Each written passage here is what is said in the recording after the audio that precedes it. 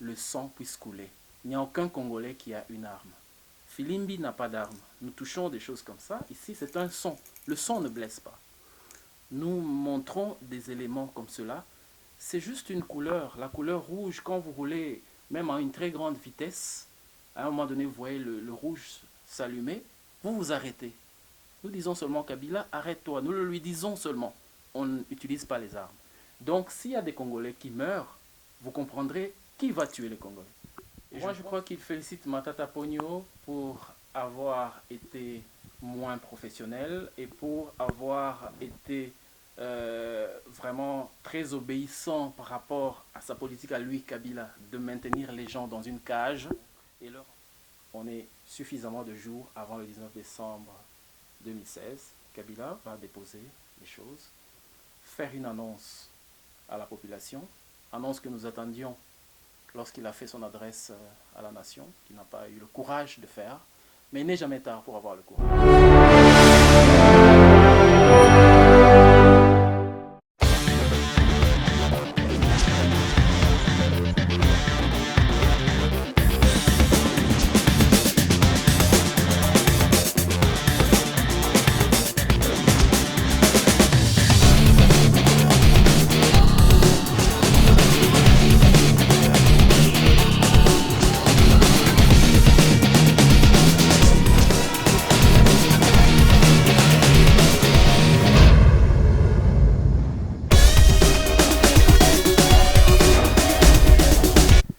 Bonjour, vous tous qui nous suivez de partout dans le monde. Comme vous le voyez sur nos plateaux, j'ai à ma droite Monsieur Franck Otete, le docteur médecin Franck Otete. Bonsoir, docteur Franck. Bonsoir, docteur Philippe. Voilà, nous sommes avec le docteur Franck Otete ici à Bruxelles. Lui qui est chargé des communications et stratégies de Filimbi, les jeunes Filimbi qui ont bouleversé le monde, qui ont tant fait parler d'eux à Kinshasa, au Congo et un peu partout en Afrique. Quelles sont les nouvelles de la structure Filimbi, docteur Franck Otete? La structure Filimbi, docteur Philippe, elle se porte très bien. Tout le monde va bien. Filimbi, c'est cette jeunesse qui est aujourd'hui déterminée à voir la RDC reprendre son rôle central au cœur de l'Afrique. Donc nous allons bien parce que les jeunes Congolais savent très bien qu'ils sont attachés à cette mission de pouvoir voir le pays être délivré de sa situation actuelle. Et nous avons toutes les stratégies en place. Les jeunes Congolais sont motivés, toute la population congolaise est motivée, et même pas seulement les jeunes. Aujourd'hui, tous les adultes en RDC parlent sifflet, parlent carton rouge. Donc aujourd'hui, je n'ai même plus le besoin de pouvoir parler de Filimbi, qu'est-ce que c'est, parce que même Étienne Tshisekedi, qui est reconnu comme le père de la démocratie en RDC, aujourd'hui, quand il parle du départ de Kabila, il parle d'un carton jaune qu'on va lui montrer pour l'avertir et du carton rouge qui doit signer son départ. Donc Filimbi se porte bien et tout le monde va bien. Ouais, brièvement, qu'est-ce que ça veut dire Filimbi pour ceux qui ne connaissent pas? Donc c'est les cartons rouges, c'est les sifflets ou c'est quoi exactement? Je vais l'expliquer très simplement. Filimbi, c'est un mot en Swahili, le Swahili qui est une des 4 langues nationales de la République démocratique du Congo. Et cette langue veut dire, donc ce mot Filimbi veut dire siffler. Donc siffler en Swahili, en Lingala on dira piololo. Et dans d'autres langues, on peut le décliner. Par exemple en Chiluba, on va dire kashiba. Et dans la langue maternelle qui est la mienne, qui est le Ptetela, on va dire Hyonge. Donc, chaque Congolais peut donner le nom de sifflet dans sa langue, le décliner. Et c'est de cette façon-là que nous allons montrer aussi la diversité culturelle que nous avons dans notre pays. Dire à Kabila que dans notre diversité, dans notre multitude, nous tous, aujourd'hui, nous savons décliner son départ le 19 décembre dans la langue qui est la nôtre. Donc, pour le démontrer, voici. C'est ce sifflet-là, cet élément simple que je peux même souffler. Et ça donne ce son, et c'est ce son que Kabila ne veut pas entendre, dont il a peur. Et lorsque nous sifflons de cette manière, nous montrons ce carton rouge qui veut dire, voilà, halte au désordre, halte au manque de respect à la Constitution, halte à la corruption, halte à toutes les malversations financières, halte à la souffrance du peuple congolais, et halte et stop le 19 décembre 2016 parce que notre palais, le palais de la nation, on dit bien palais de la nation congolaise, ce palais donc va être libéré le 19 décembre 2016 par Kabila pour que le peuple congolais se trouve une autre personne qui sera, elle, cette fois-là, capable d'organiser les élections parce qu'il en a été incapable. Voilà, cher Philippe, ce que je peux dire brièvement sur Filimbi. Oui, docteur Franck Otete, nous allons passer à une autre étape. Il y a eu des arrestations dernièrement de jeunes Filimbi au Congo qui sont allés manifester, qui ont tenu un sit-in devant l'OIA à Kinshasa et ils ont été arrêtés. Avez-vous des nouvelles? Oui, ces jeunes se portent bien. Ils ont été arrêtés. On a voulu leur empêcher de pouvoir présenter leur mécontentement devant le siège de l'OUA, mécontentement pour dire que la jeunesse congolaise s'insurge contre l'attitude de l'OUA qui semble maintenir, qui semble soutenir un accord qui va à l'encontre de notre constitution. Et donc c'était ça le but de leur revendication. Et donc, on leur a empêché de pouvoir arriver devant l'OUA. Ils ont bravé une pluie forte pour aller faire cette manifestation. Et malgré cela, ils ont quand même tenu à le faire. Et je confirme que plus de jeunes encore vont se lever bientôt. D'ailleurs, ce 19, il va y avoir un deuxième carton jaune que l'on va présenter à M. Kabila. Et donc, en préparation du troisième carton jaune, qui se présente en décembre, le 19 décembre 2016. Et donc, c'est très clair que cette jeunesse, aujourd'hui, elle est déterminée, elle est en forme pour aller jusqu'au bout. Nous avons suivi le discours de M.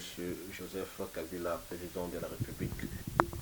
Oui, c'est avec beaucoup d'attention que je suis en train de scruter, je veux dire, la situation au Congo. J'ai écouté ce discours, que j'ai été très surpris parce que, au lieu de voir un président de la République en fin mandat, en fin de deuxième et dernier mandat, préparer la population congolaise à sa succession, je vois un président qui présente un discours qui semble être, dans un sens, on sent comme si c'était un discours bilan, mais en réalité, on sent que c'est un discours programme, dans lequel il est en train de montrer des choses qu'il aurait faites depuis 15 ans qu'il est au pouvoir, mais il articule ces choses-là sur la nécessité d'en faire davantage, sur un certain besoin qu'il sent auprès des Congolais, que des choses soient faites davantage. Il parle de cette jeunesse, il parle de l'amélioration des conditions de vie, et il parle même d'un gouvernement qui va nommer bientôt et qui va avoir pour rôle d'organiser les élections. On semble voir là un Kabila qui est présent, en train de gérer toujours les affaires du Congo, en train de planifier des choses, en train de faire des choses pour les Congolais. C'est un discours qui m'a surpris et c'est un contenu qui m'a déçu dans la mesure où on sent cette arrogance, on sent l'ignorance de la réalité que vit le peuple congolais. On sent, on va dire, même ce défaitisme. Il essaie cette défiance, au fait, je voudrais dire, de la population congolaise, parce que d'une part, il est en train de montrer le bien qu'il a pu faire pour la population congolaise. D'autre part, il est en train de demander à la population congolaise de faire attention parce qu'il y a des gens qui essaient un peu de les amener dans le mauvais chemin. On ne comprend plus rien. Donc j'ai trouvé là un discours tout à fait schizophrène qui est en dehors de ce que la population congolaise est en train d'attendre maintenant. Donc pour moi, je ne suis pas content et je suis déçu par rapport à ce genre de discours. Donc si on analyse bien ces discours, quand il dit avoir émis les Congos sur l'orbite dans le concert des nations et qui demande une minute de silence par exemple pour bénir, tout ça ne cadre pas avec tout ce que prône Filimbi. On a vu un président qui passait au fait à une scène de théâtre, à mon avis. C'est vraiment une scène de théâtre qu'il essayait de passer. Moi, je vais vous dire très clairement, quand je regarde Kabila devant le palais de la nation en train de parler à nos représentants, tout de suite, j'ai eu l'image du Congo entier qui m'est passée dessus. On est en train de parler d'un Congo où 43% des enfants sont malnutris chroniques de 0 à 5 ans. Cela signifie que presque un enfant sur deux est malnutri chronique. Si, docteur, vous le savez très bien, vous regardez les déterminants de la santé, au-delà des paramètres socio-économiques, au-delà de l'environnement physique, l'environnement social, il y a aussi les conditions dans lesquelles les enfants naissent, les conditions de la petite enfance.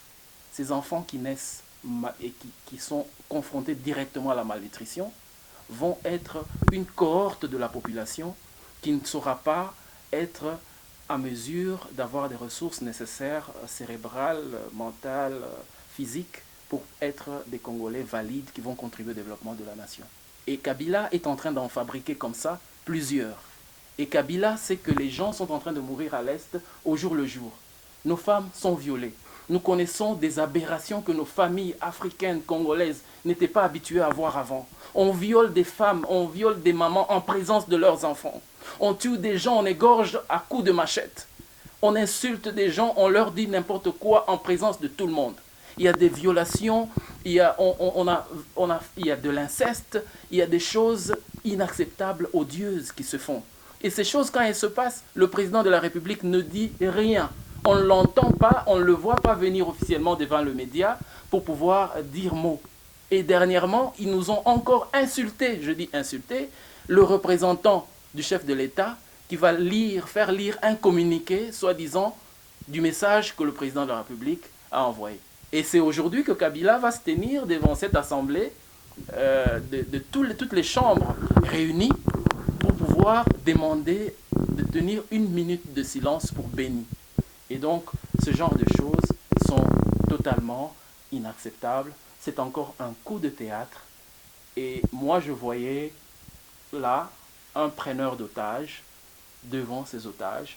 Il y a ce syndrome qu'on appelle le syndrome de Lima, où un preneur d'otages semble montrer un certain amour par rapport à ses otages. Donc, c'est cette image-là qui m'est venue. Ce n'est pas parce que je suis médecin que cela me revient, mais c'est vraiment ce cynisme d'un Kabila qui se moque de la population congolaise après l'avoir soumise vraiment à l'humiliation, après l'avoir exposée à toutes les guerres et à toutes les situations inacceptables. Waouh, donc c'est tout à fait contradictoire par rapport à ce que nous avons suivi parce que là, le président de la République est en train de dire la RDC est aujourd'hui un modèle et un exemple dans la lutte contre les violences faites à la femme, aux femmes. Donc je vois encore, on parle il fallait lutter contre les vieux démons qui veulent avoir le pouvoir par force. Donc il est en train de désapprouver toutes ces choses. Et quand on suit votre analyse, la façon dont vous analysez les choses, c'est différemment. C'est le contraire de ce qui contient ces discours que nous avons tous suivis. Je peux vous garantir, docteur, que je ne sais pas sous la colère ou sous une quelconque émotion que ces vérités que je dis ont été formées. Ces vérités viennent de l'analyse froide, vraiment objective de notre situation, de la situation de notre pays. Il parle aujourd'hui disant que le Congo peut être pris aujourd'hui comme modèle de la lutte contre la violence faite à la femme. Donc, autrement dit, je suis le président de la République. Je néglige la situation grave d'insécurité à l'est du pays. Il se fait que plusieurs femmes sont violées. J'ai beaucoup de cas de viol. Et il y a des personnes humanistes comme Dr Mukwege qui font un effort pour lutter contre ces situations. Et ce qu'il fait commence à être entendu. Les gens font quand même un effort pour pouvoir décrier cela. Et donc Kabila veut, pour avoir créé beaucoup de cas de viol, que le Congo devienne un modèle des viols qu'il a occasionné. D'accord? C'est ça qu'il est en train de dire. Je n'en reviens pas en fait. Et il parle de la jeunesse, de tout ce qu'on est en train d'améliorer. Qu'est-ce qu'on améliore aujourd'hui? Si il a amélioré une situation, aujourd'hui, si j'arrive dans cette maison et que je trouvais des enfants qui souffrent, par exemple, voilà, et que je change la situation, tout le monde est content. Imaginez-vous que je sois en même temps en train de m'inquiéter que, voilà, les gens de cette maison risquent de se laisser, comment je peux dire, se laisser corrompre par d'autres gens qui sont contre moi et qui risquent de leur donner plus d'attention qu'à moi. Il y a une contradiction là-dessus. Donc on ne peut pas à la fois dire qu'on a fait du bien pour le Congo et à la fois dire attention, il y a des démons des gens qui sont en train de réveiller les anciens démons ou les gens qui sont encore attachés à des anciennes nostalgies, ainsi de suite. Non, c'est des choses tout à fait inconcevables et inconciliables. Donc je crois que le discours d'hier était vraiment une certaine agitation théâtrale, organisée tout simplement pour pouvoir préparer ce qu'il veut faire pour l'avenir, qui n'est pas bien et que nous avons déjà rejeté. Mais bon, nous voyons de plus en plus, il est en train de maîtriser euh, le macroéconomie. Donc, c'est au point de dire que il a résolu, le président Kabila a résolu par son premier ministre, M. Matata Ponyo, la dette extérieure du Congo. Donc, à 80%, je dirais. Moi, je pense que je vais dire deux choses. La première, c'est que je vois qu'il y a un effet perroquet là-dedans, puisque Matata parle de macroéconomie, bancarisation, ainsi de suite. Je crois qu'il entend ces mots. Je ne sais pas s'il comprend vraiment ce qu'il est en train de redire. Il a entendu Matata répéter un certain nombre de fois ce genre de mots de macroéconomique, du cadre macroéconomique qui serait amélioré, la bancarisation, ainsi de suite. Aujourd'hui, à Kinshasa, si vous regardez le taux du franc congolais par rapport au dollar, il y a une dépréciation énorme. Le taux d'inflation est en train de monter. Vous vous imaginez? Et donc, dire qu'on a organisé la situation économique du pays, on a amélioré le contexte économique du pays, dire qu'on a amélioré la situation macroéconomique et en même temps concilier cela par rapport à la misère économique qu'on a maintenant, c'est des choses inconcevables. Donc je pense que Kabila devait trouver quelque chose à dire aux Congolais qu'on a fait cela. Et ce qui lui vient en mémoire, c'est ce ronronnement que Matata Pogno a essayé de faire pendant un temps. Et il a essayé de nous le répéter. Mais ça ne passe pas. Les Congolais savent que c'est faux tout cela. Pour finir, il félicite même Matata Ponyo par rapport à. En fait, ça, pour signaler, c'est le ministre qui a plus de longévité, le Premier ministre, pendant son mandat du président Kabila. Il le félicite de son bravoure, du travail qu'il a pu accomplir à la tête du pays, à la tête du gouvernement pendant tous ces temps. Qu'en dites-vous? Moi, je crois qu'il félicite Matata Pogno pour avoir été moins professionnel et pour avoir été vraiment très obéissant par rapport à sa politique à lui, Kabila, de maintenir les gens dans une cage et leur empêcher vraiment d'être professionnel et de faire ce qu'on attend. Parce que c'est tout ce qu'il a eu à faire. Matata Pogno, je l'ai écouté dans une des émissions qui s'est passée il y a 5 mois, je pense. Il y a cette émission économique qui se passe entre Jeune Afrique et Radio France. Je pense que c'est les échos d'ici et de là.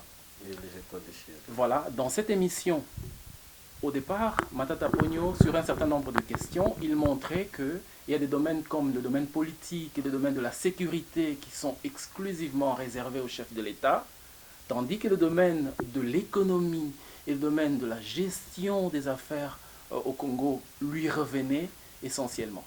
Alors, lorsque le journaliste va maintenant lui poser une des questions sur un point très important de l'actualité économique, notamment la société Tenke-Fungurume Mining, qui est une société de Freeport-McMoRan, qui est une succursale de la firme Freeport-McMoRan, la question c'était de savoir si il savait quelque chose, pouvait dire son point de vue sur la vente de cette société vers des actifs chinois.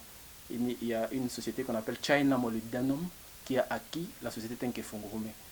J'étais très surpris de voir le Premier ministre qui venait de dire que les questions qu'il maîtrise, lui, qui lui reviennent, c'est les questions économiques, de dire qu'il n'était pas informé que la société Tenke-Fungurume était en train de devenir un acquis pour China Molybdenum, qui est une société chinoise. Et on est en train de parler là d'un acquis de 2,61 milliards de dollars. Donc 2,61 milliards de dollars. Et donc quelque chose qui correspond à plus du tiers du budget bien sûr, le budget avant, parce que maintenant j'apprends que le budget va encore baisser. Donc, plus du tiers du budget du pays. Et le Premier ministre ne savait pas que la transaction s'était passée. Alors là, on va dire deux choses. Soit qu'il ne le savait pas réellement, et franchement, c'est très grave. Je crois que c'est inacceptable. Et de deux, soit qu'il le sait et qu'il voulait prétendre qu'il ne le sait pas, et c'est un gros mensonge, et on n'a pas du tout besoin d'avoir un menteur à la place du Premier ministre dans ce pays. Donc, cette affaire de dire qu'il a répété un certain nombre de choses sur la macroéconomie, sur autre chose, ainsi de suite, moi je pense que c'est tout à fait à côté de ce que nous attendons en ce moment. Voilà, c'est tout à fait à côté de ce que nous attendons en ce moment, selon le docteur Franck OTT de Filimbi. Comme je vous ai dit tout à l'heure, c'est le responsable de stratégie et communication au sein de Filimbi. Docteur Franck OTT, nous sommes maintenant presque au moment du carton rouge. Vous voulez balancer les cartons rouges. Nous sommes presque arrivés à ces temps, ces termes et tout ça. Qu'est-ce qu'on peut attendre de Filimbi? Les gens vont sortir dans la rue, il y aura des morts, on va accepter le nouveau gouvernement qui sera bientôt mis en place. Qu'est-ce qui va se passer? Donc vous prenez pour qu'il y ait de morts, que les jeunes sortent, que le sang coule, comme on dit. Le sang du patriote nourrit l'arbre de la liberté est nourri par le sang de patriotes. C'est quoi la vision de Filimbi dans ces nets moments où les uns et les autres cherchent à se rassembler pour trouver un accord commun? La vision de Filimbi, c'est une vision de paix. Le mouvement Filimbi, c'est un mouvement qui est attaché à la vie. C'est un mouvement qui est attaché au bien-être des Congolais. C'est un mouvement qui est attaché au développement du pays. C'est un mouvement qui est attaché à la loi. C'est un mouvement qui est attaché au bien-faire. Et toutes ces choses que je viens de citer, le développement, le bien-être, la loi, ainsi de suite, trouvent leur base dans notre Constitution. Le mouvement Filimbi, c'est un mouvement nationaliste qui voudrait que notre Constitution soit respectée, en ceci qu'elle a prévu qu'après avoir eu 2 mandats, M. Kabila puisse organiser les élections et qu'il puisse évidemment laisser passer le bâton à son successeur. Concernant les élections, le délai, il en a déjà joué, il a fait tout son théâtre pour qu'on ne puisse pas organiser les élections. Mais il est clair que le 19 décembre 2016, excusez-moi, c'est l'alternance au sommet de la République. Le palais de la nation, notre palais qui appartient au peuple, devra être prêt pour accueillir une autre personne qui va gérer ce pays, parce que Kabila a montré qu'il était non seulement incapable de gérer le pays, mais incapable d'assurer même sa succession. Donc, si Kabila a bien compris ce message, qu'il peut profiter de comprendre encore pendant cette émission que nous avons l'occasion de faire, que vous nous donnez l'occasion de faire, Kabila va donc, on est suffisamment de jours avant le 19 décembre 2016, Kabila va déposer les choses, faire une annonce à la population, annonce que nous attendions lorsqu'il a fait son adresse à la nation, qu'il n'a pas eu le courage de faire, mais il n'est jamais tard pour avoir le courage de le faire. Donc s'il prend courage et qu'il regarde le texte fondamental de cette République, il demande de déposer le pouvoir le 19 décembre 2016 pour qu'au 20 décembre, le Congo dispose autrement du règne au-dessus de la nation, il n'y aura aucune personne qui va aller dans les rues. Quand il ne l'aura pas fait, les Congolais vont lui rappeler qu'il doit le faire. Et les Congolais le lui rappelleront dans la paix. Ils ne voudront pas que le sang puisse couler. Il n'y a aucun Congolais qui a une arme. Filimbi n'a pas d'arme. Nous touchons des choses comme ça. Ici, c'est un son. Le son ne blesse pas. Nous montrons des éléments comme cela.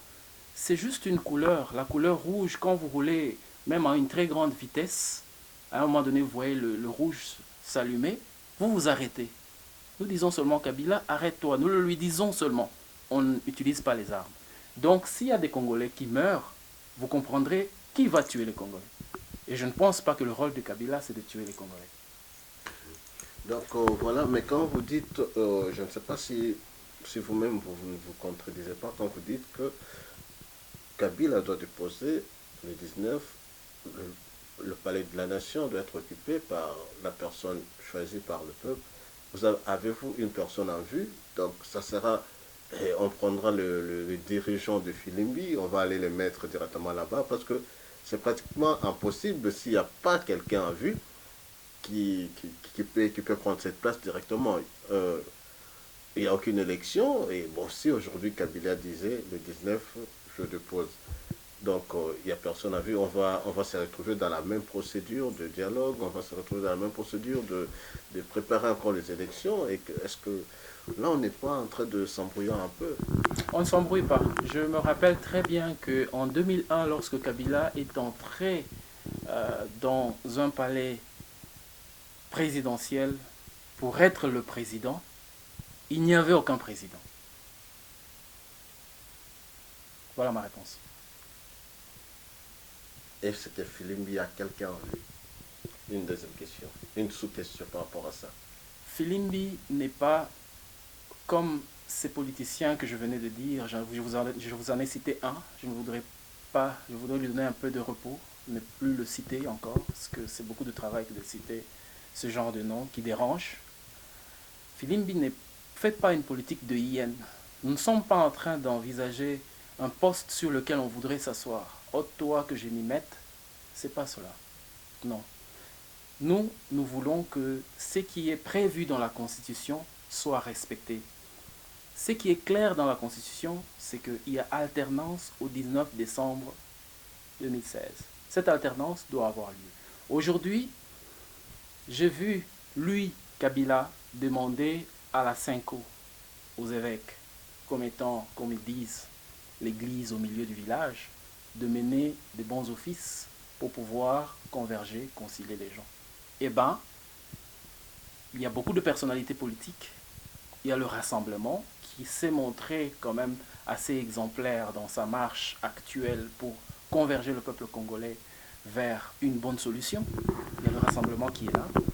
Avec la Cinco, il y a moyen qu'un arrangement puisse se trouver pour que lorsque Kabila aura quitté le pouvoir, selon, j'insiste encore, la Constitution qui est toujours en vigueur, et il a dit dans son discours que la Constitution doit être respectée, et le respect de la Constitution, c'est que ce 19, il dépose le pouvoir. Nous avons la Cinco, nous avons le Rassemblement, nous avons la République qui est là. Nous savons trouver qui mettre dans ce palais. Et je répète encore, et la majorité présidentielle également. Le jour que Kabila est venu au pouvoir, il n'y avait personne qui était président de cette République-là. Donc il est celui qui est mieux placé pour comprendre que quand il est temps de partir, il faut partir. Voilà, donc ça c'est le message de Filimbi. Donc comme vous nous suivez partout, vous nous suivez dans le monde, c'est le docteur Franck Otete qui est chargé des communications de Filimbi et de stratégie également par rapport à l'avancement de ces mouvements de jeunes, ces groupes de jeunes qui ont choisi de défendre la République, qui ont choisi de défendre la démocratie, rien que par le son des sifflets. Franck Otete, docteur Franck Otete, quel est le dernier mot que vous pouvez annoncer, vous pouvez dire à tous ceux qui vous suivent par rapport à cette interview? Quelles sont les questions qu'on n'a pas pu poser et que vous aimeriez parler, essayer d'expliquer, expliciter ceux qui vous suivent dans les médias chez Congo Yassika? Merci beaucoup. Je remercie d'abord toutes ces personnes qui prennent le temps d'écouter des messages comme celui-ci. Peu de gens regardent encore à l'essentiel. Il y a beaucoup de jeunes aujourd'hui qui se laissent distraire par toutes sortes de musique, toutes sortes de théâtres, et surtout qu'aujourd'hui on n'a plus seulement des groupes théâtraux, il y a des hommes politiques qui sont devenus de vrais dramaturges. Donc ils n'ont pas cette occasion souvent d'écouter quelque chose qui puisse tenir à l'essentiel. Eh bien, moi aujourd'hui, je dis à cette jeunesse qu'elle est brave. Si elle peut déjà écouter ce message, elle est vraiment brave. cette jeunesse qui tient la tête devant toutes les aberrations que nos politiciens nous ont présentées. On a vu Panama Papers, on a vu dernièrement le drame de la banque BGFI, on a vu beaucoup de scandales être amenés à la lumière que nos politiciens ont fait. Et tout ce tableau vient s'ajouter sur ce que nous, autrefois, au 15 mars 2015, lorsque Kabila a choisi de nous réprimer, ce que je disais, autrefois, nous étions en train de présenter à la jeunesse comme étant un tableau sombre de la nation et un tableau qui demandait que les jeunes puissent s'engager. Aujourd'hui, je ne peux qu'encourager cette jeunesse à pouvoir aller dans la direction qu'elle a déjà choisie. Lorsque nous exécutons l'hymne national, il y a un endroit vers la fin où nous disons « Nous peuplerons ton sol et nous assurerons ta grandeur ». C'est très fort ce genre de paroles. Je ne sais pas si les gens se rendent compte. Donc, jeunes Congolais, nous peuplons le sol congolais. Et nous devons bâtir aussi la grandeur de ce pays. Mon message, c'est que tenons bon, restons debout. Il n'y a personne qui bâtira la grandeur du Congo si ce n'est nous-mêmes. Les politiciens l'ont prouvé. Le dernier à le prouver était Vital Kamerhe. Il est allé vers le côté qui pouvait remplir sa poche. Vous les jeunes, vous savez que la poche qu'il faut remplir, c'est la poche du peuple. Donc tenons-nous debout, résistons à tous ces politiciens à l'esprit de hyène, à tous ces politiciens aventuriers, à tous ces politiciens malversateurs, et tenons-nous debout pour pouvoir sauver notre République. Le Congo est destiné à être une puissance au cœur de l'Afrique pour donner l'exemple et élever toute l'Afrique, que ce soit sur le plan économique, que ce soit sur le plan social, que ce soit sur le plan intellectuel, et je dirais même sur le plan spirituel. Et cela est une vérité, et je crois que beaucoup de gens qui écoutent ce message savent de quoi je suis en train de parler. Je vous remercie. Voilà, donc merci. Merci à vous, vous tous qui nous avez suivis de partout. Je vous dis ainsi merci, à la prochaine. Merci, au revoir. Au revoir.